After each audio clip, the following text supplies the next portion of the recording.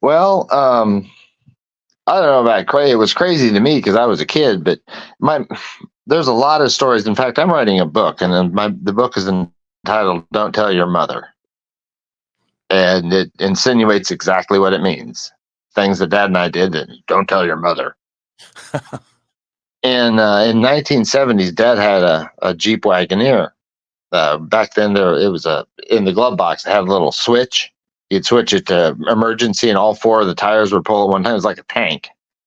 Flair loved it, so Flair bought it for my dad. My dad bought a new one. Well, we were in Carolina somewhere, and after the matches, and Flair pulled up to the stoplight, and Dad pulled up behind him. And I wonder how powerful this thing is. So he went up and touched bumpers and pushed Flair right through the stop sign, right through the stoplight. The smoke and tires squealing everywhere. And sure enough, an officer saw it, and the officer came up and stopped him. And he jumped out with his gun out, thought he was going to be arresting people. And he saw Flair, then he saw my dad, and it turned into all law enforcement was forgotten about. The guy's radioing his buddies, other officers, to come over and get autographs and this and that. And I mean, for something that was, you don't do that type of stuff. And as we've gotten back in the car and we were leaving, he looked at me and said, "Don't tell your mother." I've heard a lot of stories about your dad driving. What kind of driver was he? Fast at all times. Yeah. Whereas in 1977, he bought my mom a 911 Porsche. So we get this car and had it for a couple days. And there's this road in South Kansas City. It used to be dirt roads and just this highway running through it. Now it's all, of course, built up. But he called it the Autobahn because there really weren't enough police to patrol out that far, except for the highway patrol. And this wasn't really a major highway.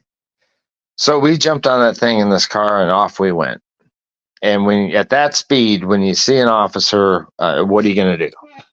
So he went blowing past the officer. And I don't know if you remember the movie Smokey and the Bandit, yep. But when they pull the nose to nose, the cop cars nose to nose, and the guys with their guns, over the hood and over the trunk of the car and whatnot. So they set up this roadblock, and of course we had to stop at that. And the officers came up kind of in a semicircle. All of them had their hands right on their hips, ready to pull the guns. And one kind of came out forward or broke out from him. He walked up, he looked down in the driver's side window, and he just shook his head. He said, "Harley," or actually he called him Mr. Race. He said, "Mr. Race, do you have any idea how fast you were going?" And my dad said, "Well, the speedometer was pegged at 150. And the police officer said, "Sir, you were doing 163 miles an hour. You were tripling the speed limit."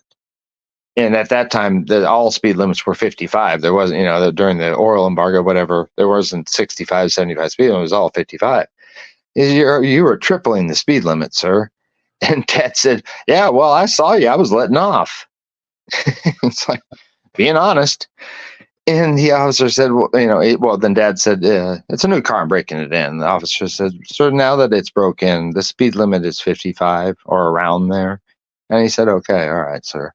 And would you mind signing some autographs for some of the other officers?" He said no. So we went up and signed some autographs and got back in the car, and we took off going back the other direction at around 55.